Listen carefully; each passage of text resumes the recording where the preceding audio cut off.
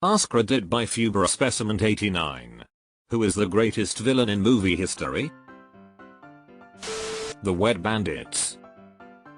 And after their stint in prison, the Sticky Bandits. Anton Chigurh.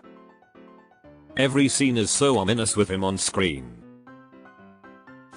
All I know is I've never hated a character more than Joaquin Phoenix in Gladiator, so I suppose that's my vote. I still don't trust that guy in any movie he is on because of how damn good he was in Gladiator. Cardinal Richelieu as portrayed by Tim Curry is my favorite villain of all time. I am unfamiliar with the character, but I agree purely on the grounds of portrayed by Tim Curry. Hans Landa. Despicably evil, immensely likable and charismatic. That's a bingo. Bill the Butcher. Gangs of New York is kind of hit and miss for me, but Daniel Day-Lewis is electric every time he's on screen. Also Day-Lewis as Daniel Plainview in There Will Be Blood. A man obsessed by money to the point where he drives away his adopted son, and ends up an alcoholic living in an empty mansion. Darth Vader. Arguably the most iconic villain in all of fiction. I am surrounded only by fear and dead men. Nurse Ratched. One Flew Over the Cuckoo's Nest 1975. The almost not there smile she gives after Billy harms himself is one of the most evil things I've ever seen in film. Louise Fletcher is an absolute sweetheart apparently, and her colleagues couldn't believe she gave that performance and were scared of her. I know that this is very biased, but I love Lord Shen from Kung Fu Panda 2 so much. Excellent villain. I love that movie. Thanks for the reminder, I must watch it again. Rafe Fiennes as Amongoth in Schindler's List.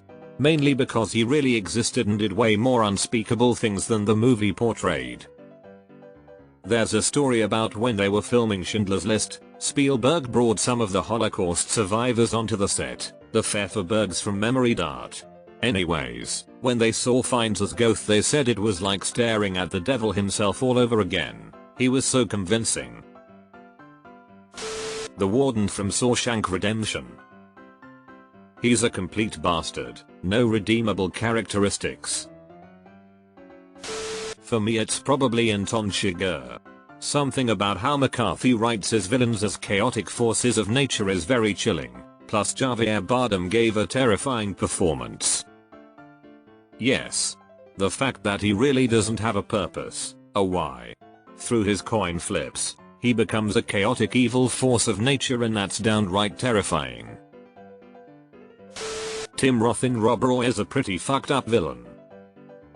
The way I audibly roared in triumph the first time I watched their final duel at the end. Man, nobody says Agent Smith. Dude showed a big middle finger to the machines that created it and went full rogue mode. Smith is an interesting villain to be sure. He was a machine program, only programmed to be an agent. Even before Neo became the one, Smith was already showing that he could break out of his programming as seen in this https://yahoo.be/jill2880m_QTNE5x02x8IG scene. He becomes sapient even before Neo jumped into his body and exploded him. I always wondered if Smith was always going to be a virus in the Matrix, even if Neo didn't imprint something onto him when he jumped into Smith and exploded him. Dolores Umbridge from Harry Potter, not because she has done worse things than everyone else, but because the things she does are an accepted evil, and that means a lot of people like her could exist. You know deep down that you deserve to be punished.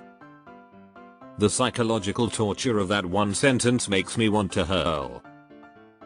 Edited to correct the autocorrect. Ysis. Ysis. Ysis. He got away with it. Hans Gruber. Every Alan Rickman villain is the best villain. Clarence Bodiker. Bitches out. Cruella de Vil is pretty great. She wants to kill and skin 101 puppies to make a coat, in a kid's movie. And then Disney gave her a damn origin movie trying to make you feel sorry for her. Of all Disney characters, I think the puppy killer is one that doesn't deserve one.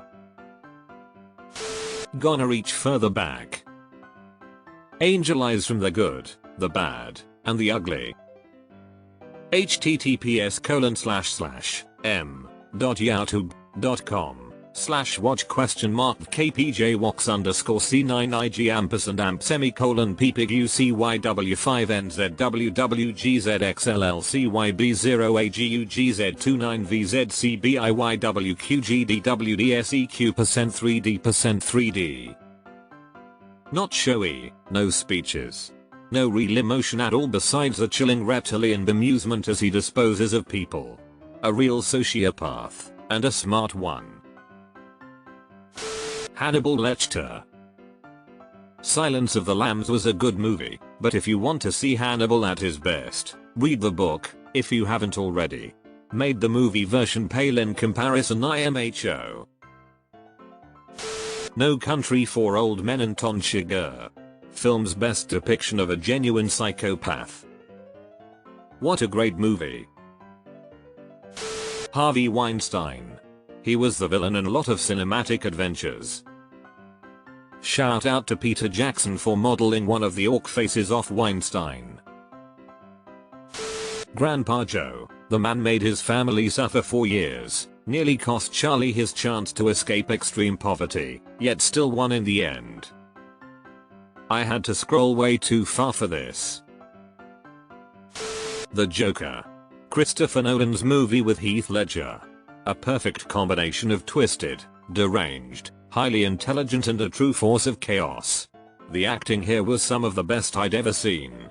I was both nervous and excited simultaneously. Chef's kiss. Rip Heath. I totally agree. That was the best acting I have ever seen.